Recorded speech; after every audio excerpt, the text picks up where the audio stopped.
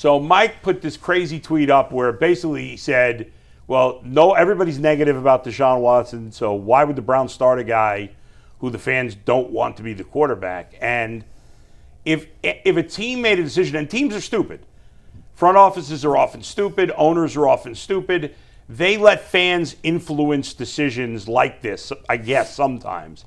But that's only poor teams, only dumb teams. If the Browns allowed fan reaction to Deshaun Watson to factor into who the starting quarterback would be, that would be patently stupid. That should be completely irrelevant. Well, you got to see the tweet. Nobody knows what you're talking about. Okay, well, bring up the tweet, Mike. Where is it? I tweeted out yesterday. I have to go find it through all the Cavs tweets. But basically, I said the fan base's reaction to this report, especially one on April 29th, is a huge win for Sanders. I know Monken is going to do what he thinks is best for the team, but can he really put out a starting quarterback that apparently 97% of the fan base, rough estimation from Twitter, doesn't like? Yes, and I ripped Mike because I said, why would he give a rat's ass what the fan base thinks? I don't think he doesn't care. I don't think it's a trial balloon to see the reaction. Yeah, no. I think they're preparing the fan base for what's to come. So let me ask you the question. I'm gonna play devil's. It felt like a soft launch, is what. Hey, I'm gonna play devil's advocate. Yeah. So say for instance, if you didn't listen to what the contingency of the fan base says, then why is there a prevailing thought process that if Shedeur Sanders would be a backup quarterback, that you wouldn't take him on your team because of the extra noise that comes along with it? They definitely, the front office definitely listens to like outside noise. They are influenced by that.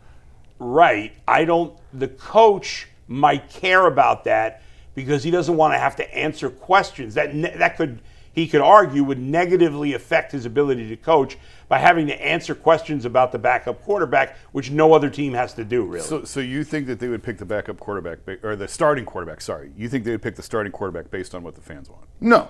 What I'm saying is, but there is something that goes into that. There is a thought process that, yes, what the things that come along with a player does affect certain decision making. Right, but I'm not saying that's not the case. In certain instances, Yeah. that is true. And Shedeur is one of those. Tim Tebow was one of them. Colin Kaepernick was. There is a certain category of certain players that it is so overwhelmingly polarizing that it has an impact on the locker room. It's not very many guys, but there are a few. I don't even think Deshaun is in that category. They're going to play him. For me, I look at it, Deshaun Watson. I think Deshaun Watson and his relationship with the city of Cleveland and the fan base is fractured to a point that I don't think he's not. He didn't want to be here in the first place. He's done with that.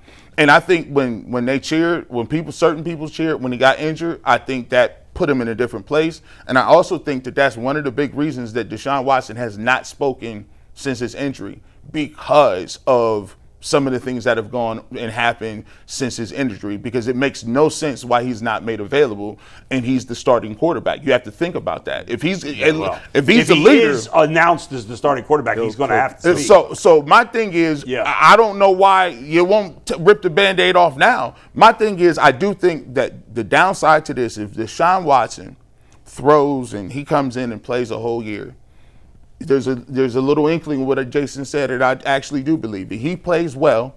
I don't think he'd ever in a million years, no matter how much money they offer him, would sign another contract in Cleveland.